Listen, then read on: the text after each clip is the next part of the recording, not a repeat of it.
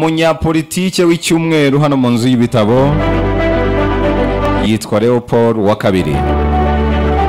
Uyu yabaye umwami w'Ububiligi kuva mu mwaka wa 1835 kugeza mu mwaka wa 1909. Akaba yaranategetse Kongo nk'umutungo we bwite kuva mu mwaka wa 1885 kugeza mu mwaka wa 1908. Mu gihe cy'ubutegetsi bwe abanyekongo bari hagati ya miliyoni 10 na 15 barishwe. Akaba ari naho hakomotse inyito ibyaha byibasiye inyoko muntu. Uyu mwami kandi banamuhimbaga umubazi wa Kongo. Usanzwe amazina ye yuzuye ni Leopold Louis Philippe Marie Victor. Akaba yaravutse tariki ya 9 Mata mwaka wa 1835 avukira i Buruseli mu Bubiligi. Yavutse rero umuhungu w'ubuheta wa Leopold wa mbere, aza no kumuzungura ku ngoma yamaze imyaka 44. Niyo mwami w'Ububiligi warambye ku ngoma kurusha abandi. Nta muzungura yasize ngo amusimbure. Abami bariho ubu bakomoka ku mwishywa wa Albert wa mbere, ari nawe wamusimbuye. Nyina wa Leopold yari igikomangoma cy'umwami w'Ubufaransa Louis Philippe, waje guhungira mu Bwongereza kubera impinduramatwara yabaye mu Bufaransa mu mwaka wa 1848. Hanyuma umwamikazi Victoria w'Abongereza yari umubyara wa Leopold wa kabiri, kubera ko se wa Leopold na nyina wa Victoria baravukanaga. Nyina wa Leopold yaje kwitaba Imana azize igituntu. Icyo gihe Leopold yari afite imyaka 15 gusa. Leopold rero yabaye muri Sena mbere y'uko yima ingoma. Ikindi azwiho nuko yigaruriye Kongo ayitegeka nk'umutungo we. Ibintu rero byahawe umugisha n'inama y'Iberire yo mwaka wa 1884 kugeza mu mwaka wa 1885 yari igamije kwigabanya Afurika. Uyu mwami yasahuye umutungo utagira ingano muri Kongo, ahanini wiganjemo umutungo karemano nk'amahembe y'inzovu, akanakoresha abaturage imirimo y'agahato. Imitungo yakuyemo niyo yakoresheje yubaka imishinga ikomeye mu gihugu cye cy'amavuko. Ubutegetsi bwe muri Kongo bwaranzwe n'iyicarubozo, bicanye n'ubugome ndengakamere. Bivugwa ko abakoraga mu mirimo y'agahato bacibwaga intoki iyo umusaruro wabaga utagezweho. Nubwo hari bamwe rero mu bashidikanya kuri iyi mibare, ahanini hashingiwe ku kuba nta barura ryakozwe. Bivuga ko abaturage babarirwa muri miliyoni 10 bapfuye mu gihe cya Leopold wa kabiri. Mu mwaka wa 1908 raporo z'impfu zageze kuri guverinoma y'Ububiligi maze yambura Kongo Leopold nyuma y'igitutu rero cy'umuryango mpuzamahanga wamaganaga ubwicanyi bwakorwaga. Vuba aha abigaragambyaga bamagana ihohoterwa ry'abirabura. Muribuka ko batembagaje ikibumbano cye bakinaga mu mugezi kubera kwibuka ibyabaye muri Kongo ubwo yari ku ngoma. Leopold rero yashakanye na Marie Ariette, icyo gihe afite imyaka 18 gusa. Ariette yari umunya-Autriche, yari n'umuhanzikazi n'umuririmbyi, akaba yarakundaga indogobe. Babyaranye abana 4 ariko umwe aza kwitaba Imana azize umusonga. Ibintu byatumye Leopold agira agahinda bikaza no kumuviramo gutandukana n'umugore we. Leopold kandi yagize inshoreke nyinshi, akaba yaranabanye n'indaya y'Umufaransa Caroline Lacroix. Bakoze ubukwe mu ibanga iminsi 5 mbere y'uko apfa. Mu mwaka wa 1902 Leopold yapangiwe umugambi wo kwicwa n'Umutaliyani Gennaro Rubino. Icyo gihe Leopold yariho atemberezwa mu birori byo kwibuka umugore we ari muri katedrali ya Mutagatifu Gudule. Rubino rero yarashe amasasa 3 ariko ntiyamuhamya. Rubino yaje gutabwa muri yombi akatirwa igifungo cya burundu. Leopold wa kabiri rero yapfuye mu mwaka wa 1909 asimburwa na Albert. Benshi mu Babiligi bamwibuka nk'umwami w'umwubatsi kubera hanini ibikorwa remezo bihambaye yubatse mu gihe cy'ingoma ye, ahanini akoresheje imitsi y'abanyekongo. Nta muntu mubi cyane ku buryo ataduha isomo, nta n'umuntu mwiza cyane ku buryo atatuyobya. Hari abifuje rero ko namugarukaho mu ijambo ryahindura ubuzima ry'uyu munsi. Munyemerere turebere hamwe amwe mu magambo yagiye avuga. Twe twigira kuri buri wese, abo bita ko ari beza n'abo bita ko ari babi. Nta muntu mubi ku buryo ataguhisamo, nta n'umuntu mwiza ku buryo atakuyobya. Gusa amagambo menshi ya Leopold wa kabiri yibandaga cyane kuri Kongo. by'umwihariko na Afurika. Ari nkaho yigeze kuvuga ngo Afurika yose ni keke, ariko iyo keke ifiteho agace karyoshye kurusha ibindi bice bisigaye by'iyo keke. Ati sinshaka kubura amahirwe adasanzwe yo gutsindira ako gace k'iyo keke. Iyo keke rero ni Congo. Ubundi Leopold ni urugero rwiza rw'umuntu wabayeho afite zahabu mu bwonko ariko atayifite mu butaka. Byatumye yayindi afite mu bwonko imufasha kuvumbura no kubyaza umusaruro zahabu iri mu butaka bw'abandi ntubo batayifite mu bwonko. Burya zahabu ya mbere y'agaciro niri mu bwonko kuruta iri mu butaka. Bibaye byiza wazigira zombi, wagira zahabu mu bwonko no mu butaka, ariko aho kwigira mu butaka utayifite mu bwonko wayigira mu bwonko utayifite mu butaka, kuko yayindi ufite mu bwonko igufasha kubyaza umusaruro iri mu butaka bw'abandi, mu gihe uyifite mu butaka atayifite mu bwonko birangira yayindi yo mu butaka nta kimumariye kubera ko atabasha kwibyaza umusaruro, ndetse rimwe na rimwe akaba yanayizira, ahubwo iyo zahabu bikarangira ibyazwa umusaruro na babandi bayifite mu bwonko. Uyu mugabo yaravuze ngo iyo ukiri muto uba wemerewe gukora amakosa yose ashoboka, ariko iyo umaze gukura uburenganzira bwo gukora amakosa burayoyoka. Iyo ukiri muto amakosa yose burya uba yemerewe kuko uyakuramo amasomo, kandi Imana igutije ubuzima uba ugifite igihe kirekire imbere ku buryo ayo makosa wayakosora bigakunda mu buryo bworoshye.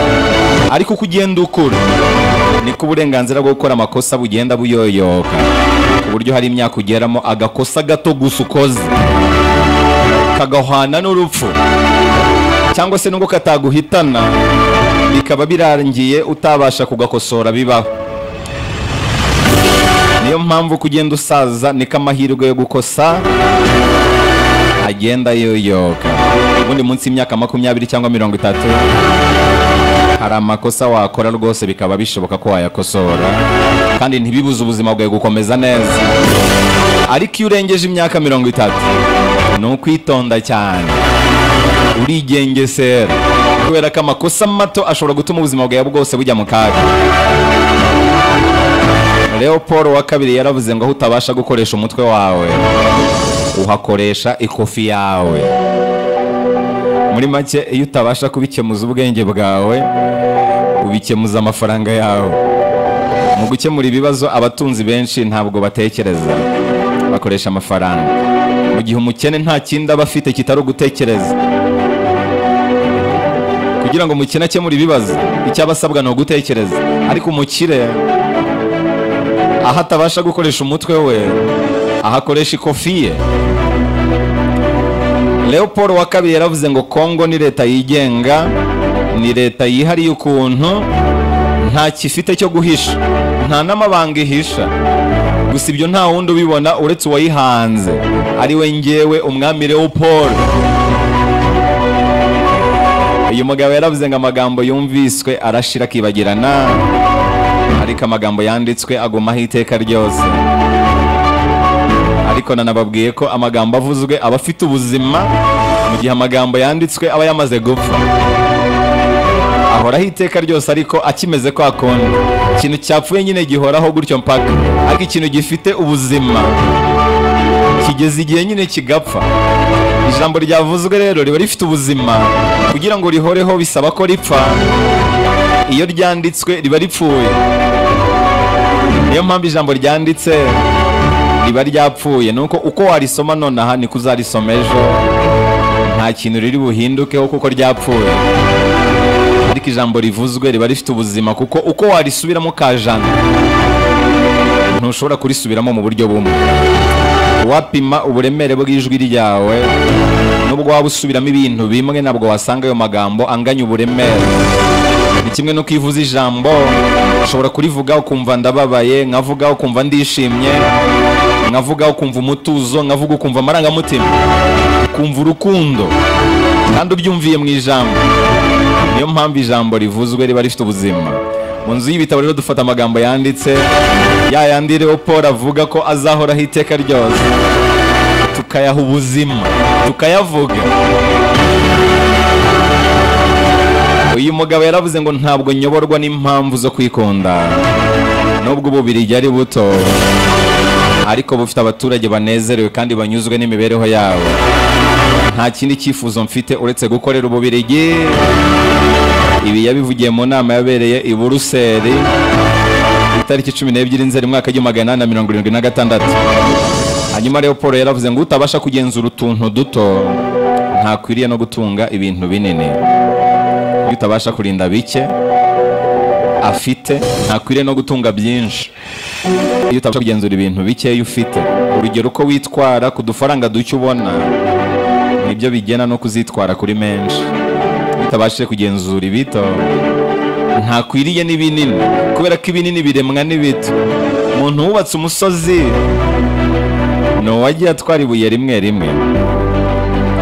Leo Paul yaravuze ngo ntibizigera bibaho ko Ababiligi baba abimukira.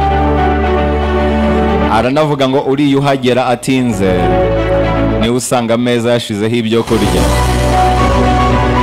Leo Paul yaravuze ngo ibi bintu byo kwifata ngo ukunda uba umunyembaraga narabigerageje ariko sinabashije gusinzira, byaranyangije bikomeye.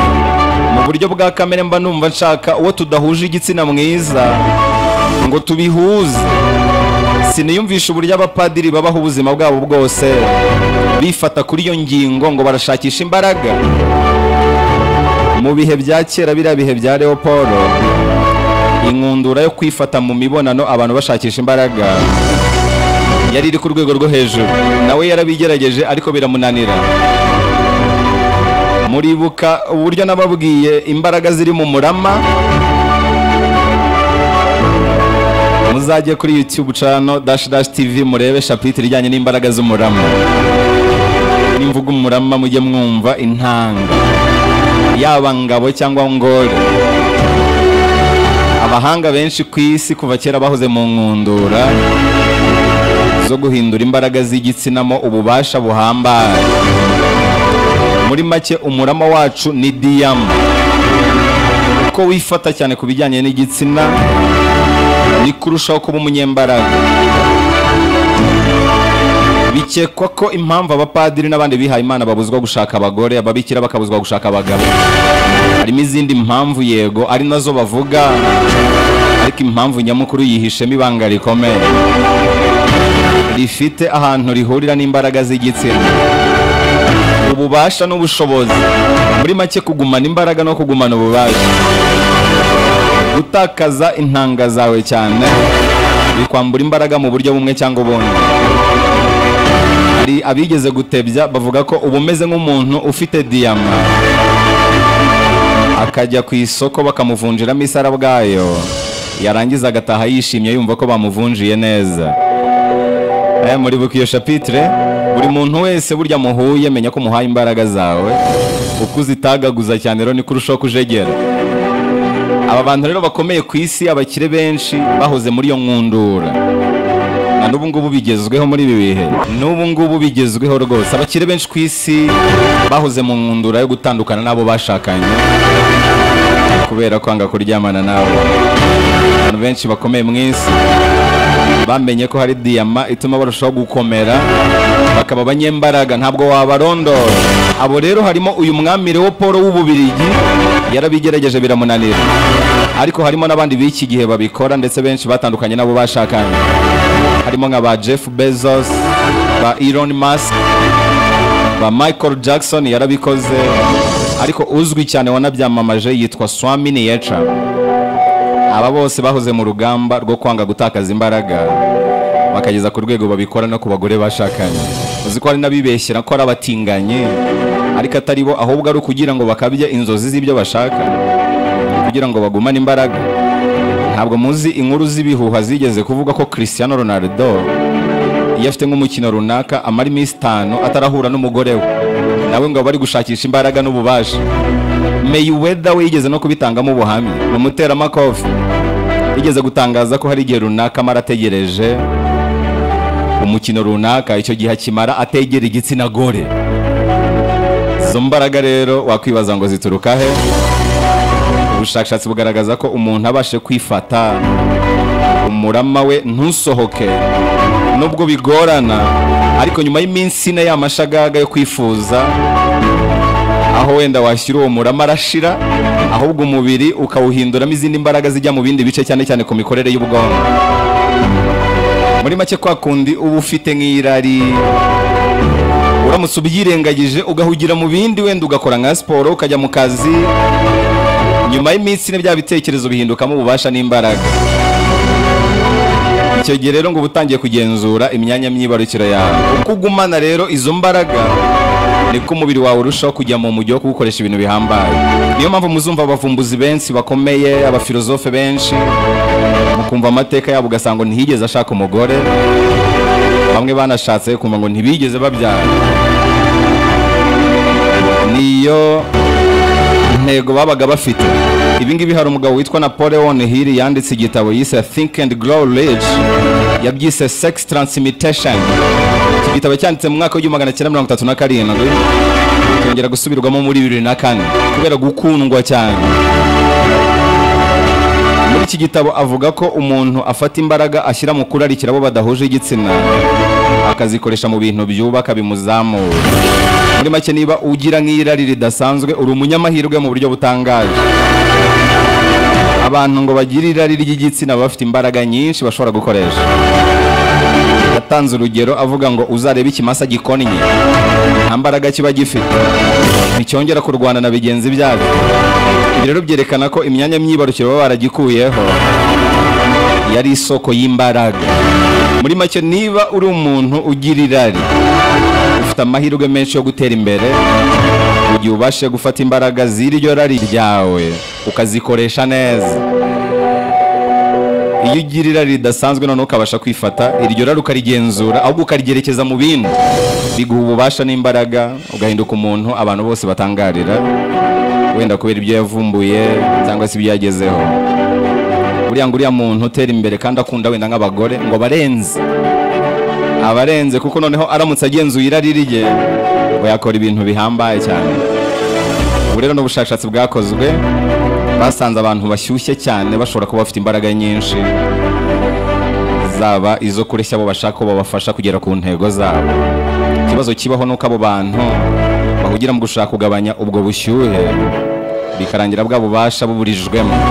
Umuntu nk'uyu rero iyo akoze ikinyuranye, bwa bubasha akabwerekeza mu bindi bintu runaka, mu bucuruzi, akora ibintu bihambaye cyane, ibyo akoze byose bihinduka zahabu. Gusa ako nasorezaho no ku bushakashatsi butandukanye bwagiye bwerekana ko abantu benshi bagiye bagera ku ntego biyemeje nyuma y'aho bagira imyaka 40. Abantu benshi bakabya inzozi bafite imyaka 40.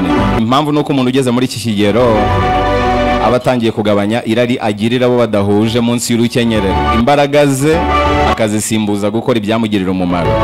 Impamvu badatumbagira cyane nuko izo mbaraga batangira kuzikoresha bashaje. Ibyiza nuko ngo izi mbaraga wazikoresha uri mu myaka 21, 30, ukazikoresha ushaka ibyo wifuza kugeraho mu buzima. Uko umuntu akoresha diyama ye mu kavuyo, ngo ntacyageraho ngo kiranga. Izi mbaraga rero ni z'umuhanga witwa Sigmund Freud yise libido, ijambo rikomoka mu rurimi rw'ikilatini, rikaba ryarakoreshejwe bwa mbere n'uyu muhanga muri psychology. Uyu muhanga uzi ko agereranya izi mbaraga n'iz'igisasu cya kirimbuzi.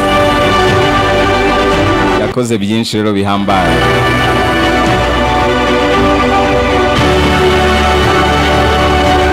Leopold rero nawe ngo yarabigerageje biramunanira. Mu magambo yose Leopold wa kabiri yavuze, reka nyasoreze kuri aya ngaya. Uyu mugabo yaravuze ngo mfite intego imwe n'icyifuzo kimwe, gushakisha inyigisho zifatika zatuma amenya isi n'abayituye.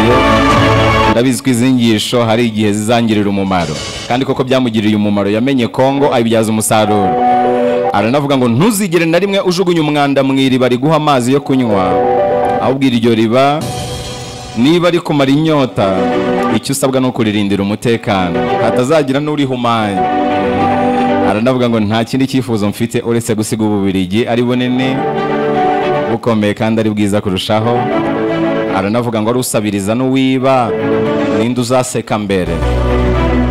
kuri we umusabirizi ashobora guseka mbere y'uwiba, nahitamo gusabaho kwiba.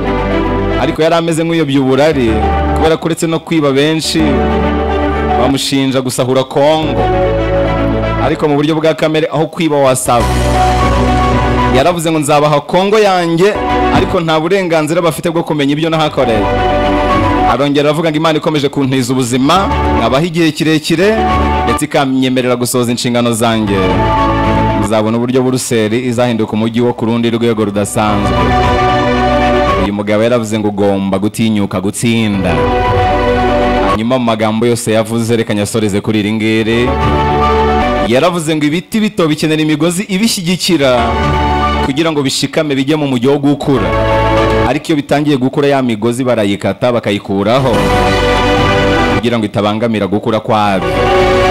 No mu buzima ni ngombwa gushyigikirwa kugira ngo ushikame, ariko iyo utangiye gukura bimwe mu byagushyigikiye kugira ngo ushikame hari igihe biba ngombwa kubikata kugira ngo bitakubuza gukura, bitakubuza kuguruka ngo ugere kure.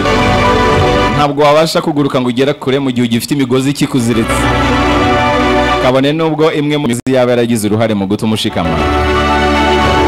Aha rero ni amagambo meza cyane yavuzwe n'umwami Leopold wa kabiri, umwami w'Ububiligi.